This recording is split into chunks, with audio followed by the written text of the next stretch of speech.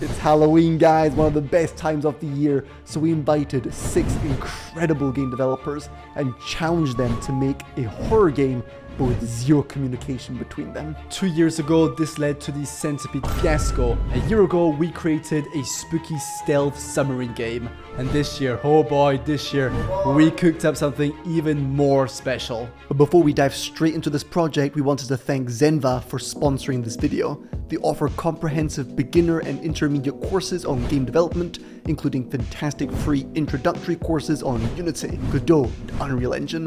What's really cool about Zenva is how they combine fun and practical learning through professional video tutorials, written lessons, and interactive puzzles. Plus, you'll be building real projects across various genres, from RPGs to bullet hells. Zenva also has a wide range of courses on GameMaker, Python, C++, and other essential tools. So with a single subscription, which includes a 7-day free trial, you unlock access to over 300 courses. Use the coupon code below to get an extra 20% off the first year of your Zenva subscription, on top of any existing site-wide discounts. The offer is valid for the first 50 signups, so make sure to use your coupon today to start your game dev adventure. And with that said, let's get started with developer number 1. Well, it's Halloween, so we gotta make a horror game, but so far the only ones to come out of these challenges both looked surprisingly alike. I want to not make this one look like those again, so I reckon 3D is the way to do it.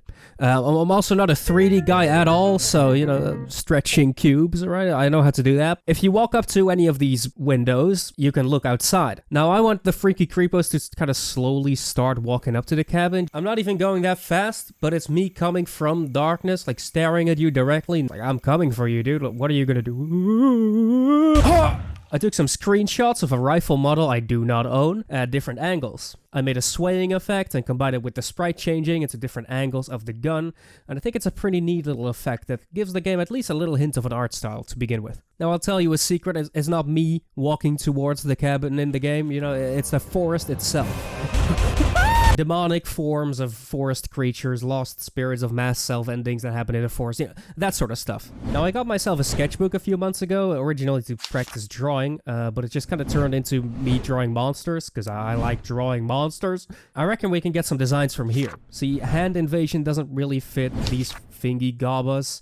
A little too goofy looking, but this crow monster could fit really well. It's got human teeth. I don't know, it looked cool when Rug did it, I guess. Here he is, coming at us, and if I aim like gun at him, he goes ballistic. Full sprint. Honestly, same. I'd probably do the same. I start running as well. Now, to get another guy in here, a pretty standard enemy.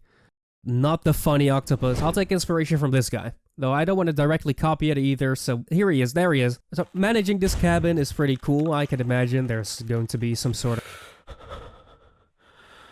See, this guy, he doesn't really jump scare you. That's cringe. There's no stupid loud sound, but him being there so close to you, staring at you all of a sudden, open window. Sorry, you need to leave us alone right now, away. It doesn't make you jump, but it makes you shiver. This guy has a 2% chance of showing up when you look out a window. If you try to shoot him, you'll snap your neck.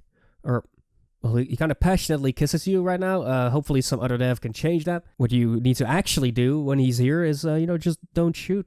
And he'll leave again. The last thing I wanted to add was an enemy that only moves when you're not looking. I really like the look of this guy for an enemy like that. It just feels perfect, but he doesn't really fit the theme of the game at all. So I figured I'd take his mask and stick it on a tree. This way, it's a being that sort of camouflages itself among the trees, stopping any sort of movement when it's watched. You'll really have to take your time to see if you can spot it hiding, but, you know, not too much time, because there are other windows to keep watch on. Anyways, that's it for me. I think the concept is pretty cool, and hopefully the other devs can turn it into something good. If you liked my little section here, I make videos that are like this, but way longer, and my game In Cave Runner just released on Steam. Enough ad reads for me, let's just throw the project to the next guy. Here we go.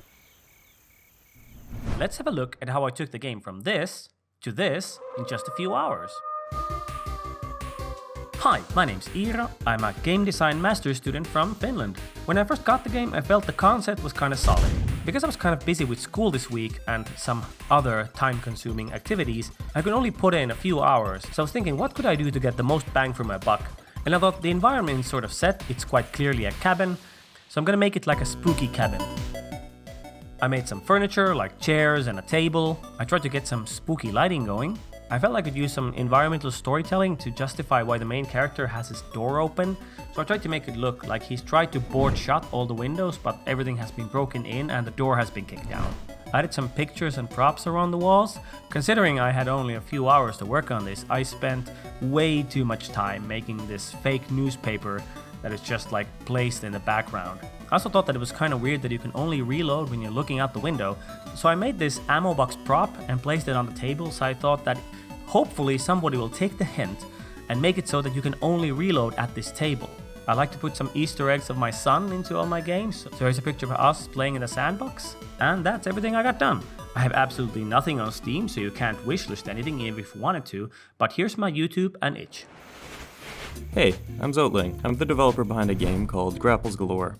When I first opened the Unity project, there were a couple changes I wanted to make.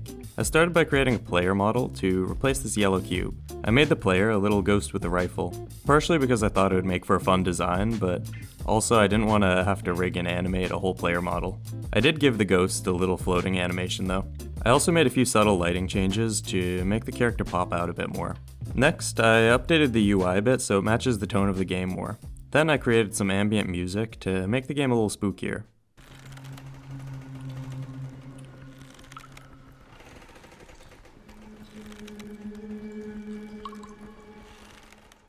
I didn't like the current reload system, so I made it so you have to actually go to this table with bullets to reload. I feel like this makes the game a little bit more stressful, which makes for a more exciting gameplay loop. There's definitely more I'd like to do, but I'm pretty tight on time because of Grapples Galore development and preparing for the release of my next game, Gunfrog. For those who watched the last Blackthornprod competition video, Gunfrog should be releasing within the next month, so be sure to wishlist the game on Steam if you haven't already. I'm looking forward to seeing what the next developer adds. Bye! I began by turning down the render resolution and applying more of a lo-fi, old-school horror kind of aesthetic with a gloomy look because I think in a horror genre, the player should be filling in the gaps with their imagination, and that's the look I went for here. By the way, go ahead and wishlist Black Dragon Mage on Steam if you like mining for resources, flying a dragon, battling ancient pyramids, giant skeletons, and punching skeletons in the face. Please go ahead. Black Dragon Mage, download the demo today, wishlist the game. Back in the project I saw that there was already a shader kind of doing stuff with fog in the background, but it didn't quite work for me. Whoa, trippy. So the idea is that we take the camera position, the object position, and then we fade in the enemy with a glowing kind of noise overlay to give it a spooky outline. Besides working on the look, I also added a bunch of UX features such as feedback and sound when the cabin gets hit, switching the control scheme to be much simpler, just button E to enter and exit, adding a sound for when enemies are spawned in so you could tell how much danger was approaching you, as well as setting up a waypoint system with Dutween-based lerping for when enemies would approach from behind those trees and the darkness, with differing and randomized procedural approaches. Last but not least, I went in and added a little Easter egg, as every good developer should do. Here's a really cursed version of Pikachu, which you might recognize from other episodes of Past the Project. Hey, I'm Ferris. You may remember me from this. I'm very sorry. Hopefully this time I can make it right. The first major thing I noticed was that the movement was really buggy. I kept going in circles and wasn't able to play the game properly. The issue turned out to have to do with my frame rate not being in sync with the movement. So I made it frame rate independent and that solved the issue. Then I moved on to the enemy system. I kept moving from window to window and only sometimes I'd catch the enemy in time. There was no real way to tell where I was being attacked from, and it seemed like I was being attacked from every angle. To fix this, I set up an enemy spawning system that made sure enemies didn't overlap one another too much. And I made it so that the candle next to the window would flicker yellow when an enemy was coming towards it. There was also no way to tell whether you were hitting an enemy or not. I fixed that by adding hit markers and a little hit sound when an enemy was shot. Additionally, enemy eyes would glow red when you hovered over them. Then I added a HUD to indicate the health, the ammo, and the points. The point system was simple. You would gain points whenever you hit or killed an enemy.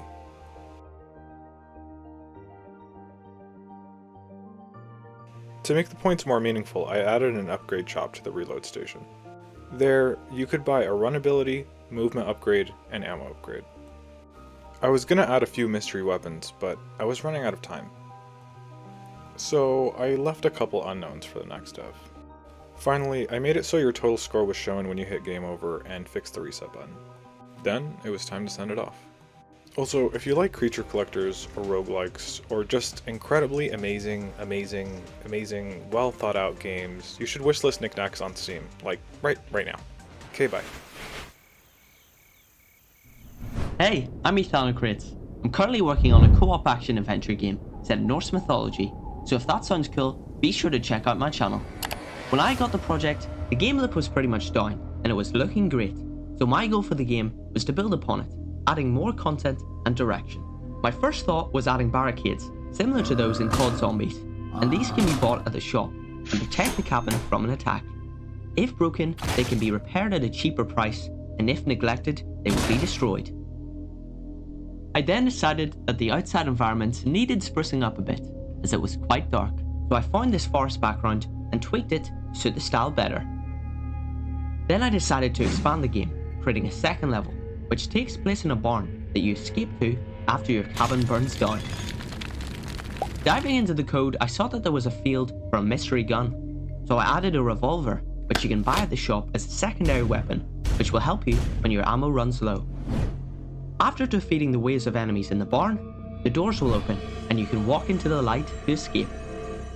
I also added an eerie start screen for the game, which gives it a bit more character when loading up, and then fixed some bugs, like the player being able to move outside the cabin while in first person. I spent the final hours of my time polishing and adding sound effects to pull the game together, and I'm really happy with how it all turned out. Alright, let's get this going. The candlelit cabin. Ooh, oh, I'm a ghost. Wait, I should wear my costume as well. I just realized, hold up. Okay. So stupid. I hope I'm not the only one in the costume anyways. My son is sleeping in the other room, so I kind of have to do this ASMR gaming right now. So, first of all, I just played the game, loved it. I will say atmosphere goes hard. Very sick. Thought it was a very important thing to get right, so nicely done there. And I'm so glad the cabin isn't just a bunch of stretched cubes anymore, you know what I mean? I was hoping that somebody would implement this as a reload point. Whoever did this, thank you. The little indicators that show that you actually hit the enemy reminds me of House of the Dead. I love the addition next to the reload station of the shop. I feel like that adds a lot of gameplay complexity and made it quite a bit more fun. What is this? Ooh, I can buy stuff. Cool. Actually, how would you expand on the game from here? A few more enemies, I think. I like the breath. The breath was good. That enemy that sort of just pops up randomly, I like that. Oh my god, dude. Who would add such a thing? Who would add this to the game? Being a ghost, it would be pretty cool if you had some sort of ethereal projectile that you then shoot to take control of one of the enemies that are charging. It's a very ambitious idea. That's something, if you have like a year or like 6 months to work on the game, that's definitely a way to go. I would probably first of all work on some balancing changes. I think like the difficulty curve felt a little harsh at first. Retro game, oh my god. Escape the cabin, but how? Oh, whoa, what? Okay. I didn't even know there was a second map. Adding more specific ways to get rid of specific enemies would be interesting. Now you kind of just shoot everything. But you know, if there's like a certain candle, you need to keep that lit. If it gets blown out or anything, then a specific enemy tries and get you. So you're trying to manage all these windows. You're also trying to continuously reload. And maybe there's like a hole in the floor. Yeah. And they could come from under, like a specific enemy could come from under, right? Like having some more gameplay within the cabin itself could be cool. This is surprisingly scary. You have to wait till you see the whites in their eyes. Got you. If I had more time, I'd probably just want to make the responsiveness of hitting the enemy just a little bit better. Just make the feel better for the game overall. The fog here really works, and I like the color choices there too. Now it really came together. Also here, the grass that's waving in the wind, really nice. And also complete sidetrack. I think imagine this, but like in PvP, and someone is the person in the cabin, and someone else is the forest, basically. And you kind of just have a complete different view of the game, like top down. You can place monsters and cause events to happen. I think there's maybe some implied narrative, because like you're sort of defending, like you're defending a cabin, but you already are a ghost, and then the end screen says that your corpse will never be found. Oh, I almost screamed. So it kind of feels like you're like maybe like defending the place where you died. Who made the enemy sprites? Was it you, DualWielded? Yeah, that was me. Very nice work. I really enjoyed the crow character and the masked 3-1. I think they were really imaginative and gave us a great basis of stuff to work with. So that was really cool. And yeah, the cabin, of course, fantastic horror setting. So thanks everybody for like making it more and more cohesive and more awesome with every step. That was like a dream project to work on. Really. The 100 developers make a game without communicating video is still cooking, so subscribe to not miss that video. And we have a bunch of other really fun challenges in the making, so stay tuned. The end of this year should be a really fun one. Thanks so much for watching, guys. Cheers.